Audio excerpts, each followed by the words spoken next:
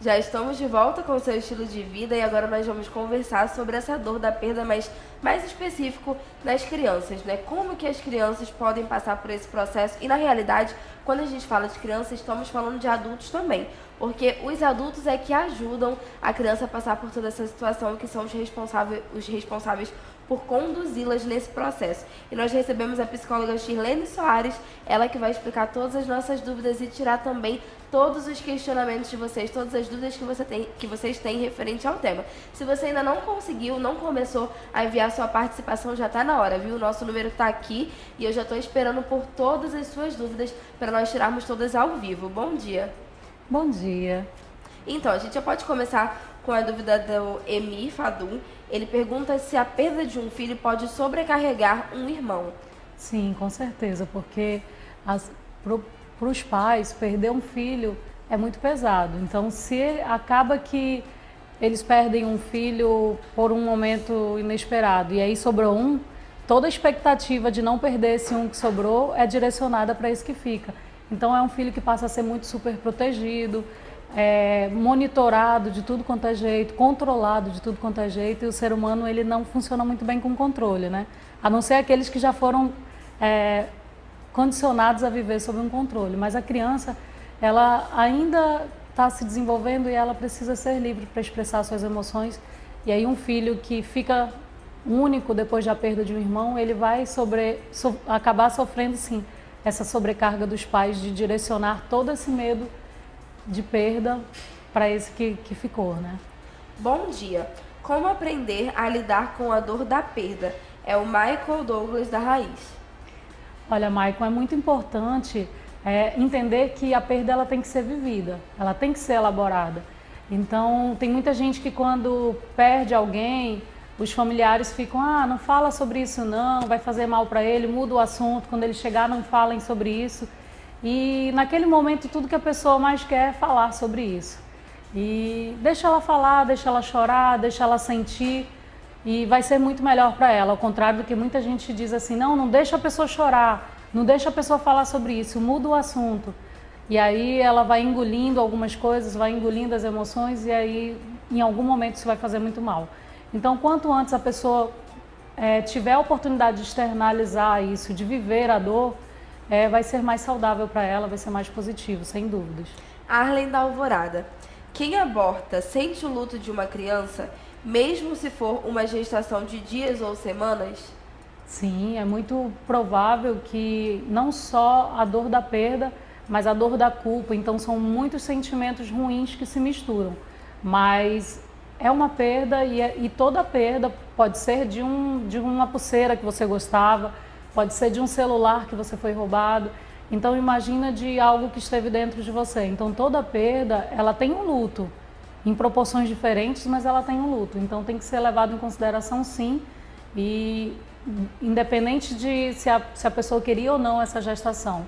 Mas isso precisa ser trabalhado, isso precisa ser vivido também.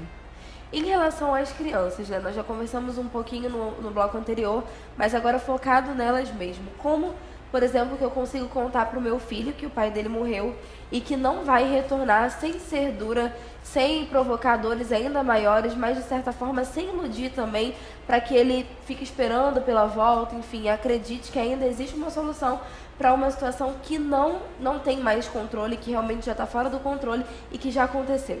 Uma criança muito pequena, ela não tem a noção do para sempre, como nós adultos temos.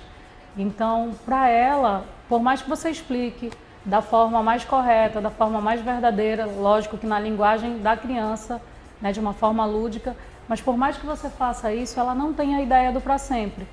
Então, você vai achar muitas vezes que ela não está sentindo, ou que é estranho ela não expressar tanto assim, mas a melhor forma de tratar sobre a perda de alguém especial para a criança é sendo verdadeiro, respeitando o ritual, inclusive, da despedida. Né? É importante que os pais, quem esteja com a criança, leve a criança para se despedir, para que não fique a falsa ideia de que aquela pessoa vai voltar de uma viagem, de que aquela pessoa agora é uma estrelinha no céu, mas que A criança não viu para onde foi, não sabe como foi, e daqui a pouco imagina que a qualquer momento o pai ou a mãe vai entrar na sala de casa. Então, por mais que ela não consiga entender tudo, leva ela para fazer a despedida, para participar do ritual. É muito comum a gente ver as pessoas querendo diminuir a dor da criança. Não, ele não entende, vai ser difícil para ele, vai ser pesado, não leva não, deixa em casa. E aí tira a oportunidade de a criança começar a entender, porque em algum momento a ficha vai cair. Por mais que naquela hora, aos 5 anos, ela não esteja preparada para isso, mas vai ficar na memória e ela vai amadurecendo e ela vai lembrando desse fato. E em algum momento, o fato de ter participado do ritual de despedida vai fazer com que ela consiga elaborar muito melhor a perda dessa pessoa. Esse ritual de despedida necessariamente é o velório? É aquele momento fúnebre mesmo? Sim. Onde as pessoas estão se encontrando, às vezes para homenagem, às vezes realmente para essa despedida em si? Ou você deve preparar um momento antes, um momento isolado, um momento sem as outras pessoas, onde o ambiente seja considerado um pouco mais leve para inserir a criança? Sim, é importante, antes de levar ao velório, preparar a criança porque ela vai viver mais ou menos ali. Mas você nunca tem como falar com exatidão, né? Você nunca vai dizer exatamente o que vai acontecer, porque as emoções elas são inesperadas. Cada um age de forma diferente, mas você deve sim preparar a criança antes do velório e levar ao velório. Como os rituais são tudo que a gente faz para viver um momento, né? Um casamento é um ritual, um aniversário é um ritual. São momentos que você guarda na memória de que você viveu, junto com algumas pessoas, um momento especial, um momento de perda. Então o ritual é velório sim, mas ele começa desde a informação, desde a primeira conversa antes de chegar no velório para que a criança possa se despedir da forma adequada. Esse preparo pode ser feito através dos bichinhos de estimação, a partir dos bichinhos de estimação, porque quem nunca teve um peixinho, né, gente? E aí você tem um peixinho, inclusive eu costumava dizer em casa que a gente nunca teria problema com isso, porque os nossos peixes nunca sobreviviam. E isso é muito verdade. Os nossos peixinhos, a gente nunca conseguia fazer os peixinhos sobreviverem. Daí quando a gente estava se apegando a um peixinho e aí a gente dava um nome e tudo mais, eu e meu irmão, o peixe morria. Ou então já teve até a situação de não poder botar uma espécie junto com a outra, a gente acabou colocando por engano, a mãe comeu o filho, enfim. A gente sempre perdia os nossos peixinhos. Então isso é uma forma, porque de certa forma é uma perda, né? Sim, é uma forma de preparo, é uma opção de você ensinar o que significa perder alguma coisa, ou o que significa a morte, ou a gente tem outros métodos de ensinar essa questão? Eu acho legal sim a criança aprender com os animais, mas até isso os pais têm que ter muita sabedoria. Porque o que acontece? Tem pais que às vezes começam a colocar muitos animaizinhos, os peixes, por exemplo, eles vivem pouco. Aí pode até banalizar, né? Se for uma frequência de perdas e a criança nem deu tempo de fazer o vínculo, já perde, já coloca outro no lugar e não deu tempo de elaborar aquela perda, já coloca um outro. Então a gente sabe que a perda de alguém especial não vai ser desse jeito, né? Perdeu o peixinho, amanhã coloca um outro peixinho no lugar. Então tem que ter muito cuidado com isso. Eu acho que os animais eles têm um vínculo afetivo com os seres humanos muito especial e que isso deve ser aproveitado sim. Mas aí pensando de uma forma mais eficaz em aprender a perder algo especial, eu penso nos animais mais duradouros, né? Um cachorrinho, algo que vai demorar mais, que a criança vai construir uma história, que assim que a criança se despedir, ela não tem que receber um cachorrinho no dia seguinte, porque ela tem que viver o luto da perda daquele cachorrinho. E aí, em algum momento, colocar um outro não para substituir esse, porque na vida real, se a gente perder um pai, não tem como comprar outro para substituir. Se a gente perder uma mãe, não tem como comprar outra para substituir. Então, a gente tem que ter muito cuidado com a mensagem que a gente está enviando para a criança, porque a mensagem fica. E as perdas mais simples, como os jogos, por exemplo? Tem gente que não admite, criança principalmente, quando está passando por esse processo de entendimento, esse processo de ganho e de perda. Tem criança que não consegue aceitar nem admitir que perdeu um jogo ou que perdeu uma brincadeira, enfim. Como que a gente consegue lidar com essa situação? E, na realidade, essa situação é uma situação importante? É um ponto que a gente realmente deve observar e que deve ensinar a partir disso? A criança tem que entender que os jogos são feitos de ganhadores e de perdedores e que ela pode ser o perdedor em alguma situação e que ela não vai poder roubar sempre para ganhar o tempo todo? Ou as pessoas não são obrigadas a deixá-la ganhar o tempo todo? Isso é interessante, porque isso a gente vê com frequência trabalhando com crianças no consultório. né? E é muito comum, porque o mundo moderno ele estimula isso, né? Tudo muito rápido. Então, os jogos, você constrói a casa mais maravilhosa, você compra os itens mais especiais.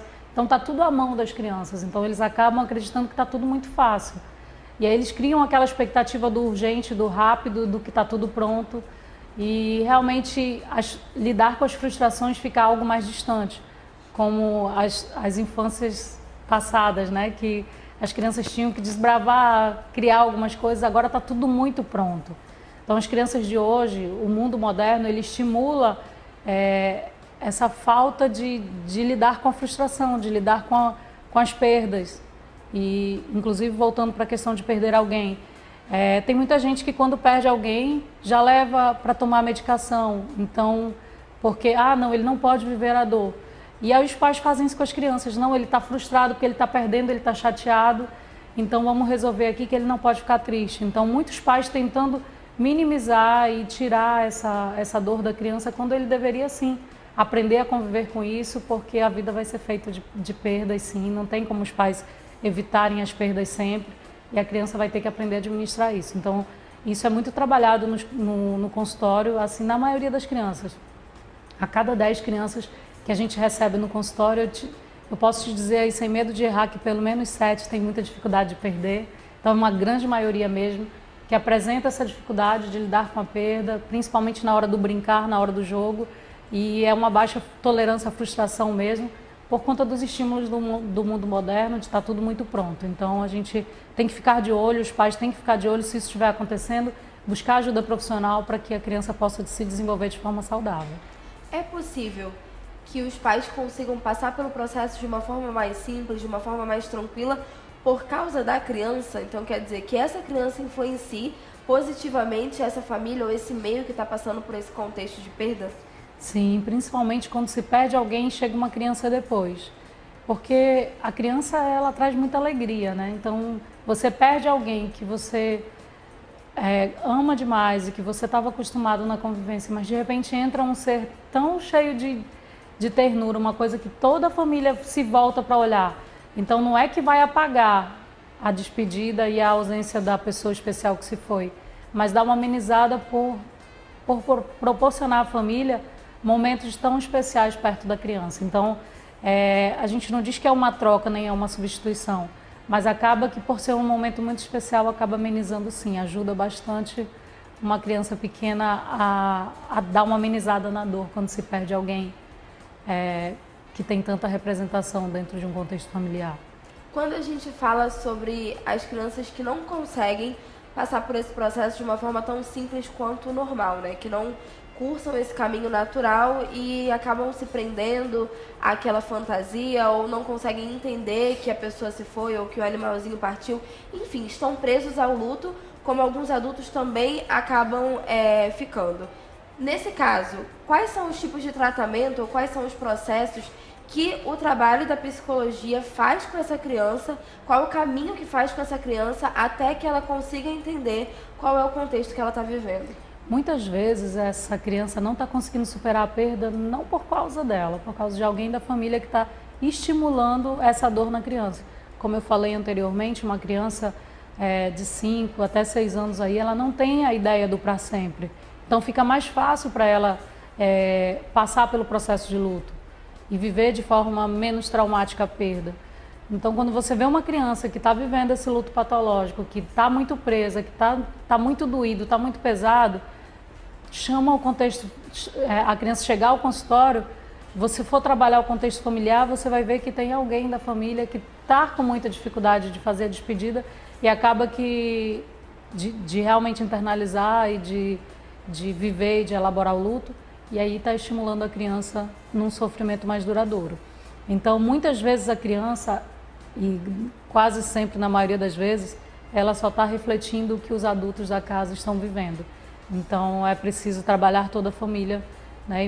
E nesse caso, é muito provável que tenha alguém que esteja interferindo no processo de elaboração da criança. Nós vamos fazer mais uma pausa aqui no nosso bate-papo, que é mais uma oportunidade de você pegar o seu celular que de repente estava longe de você e enviar as suas participações para o nosso número 92, que é o código de Manaus, 98111-4512. E eu gostaria de mandar também um beijo para o Marcelo Gabriel. Ele mandou uma mensagem para a gente dizendo: aqui em Rondônia estamos sempre ligados neste que é o melhor programa do Brasil nas manhãs. Parabéns pelo programa. Marcelo, muito obrigada, que bom que você aprova. Manda também todas as suas dúvidas, os seus questionamentos sobre o nosso assunto. Deixa também mais opiniões pra gente, as suas sugestões, pra gente melhorar mais ainda o seu programa favorito e pra conseguir te agradar todos os dias, como nós temos corrido aí com o nosso objetivo. E pra você que ainda não enviou sua participação, mais uma vez, não deixa de enviar, porque a gente volta já.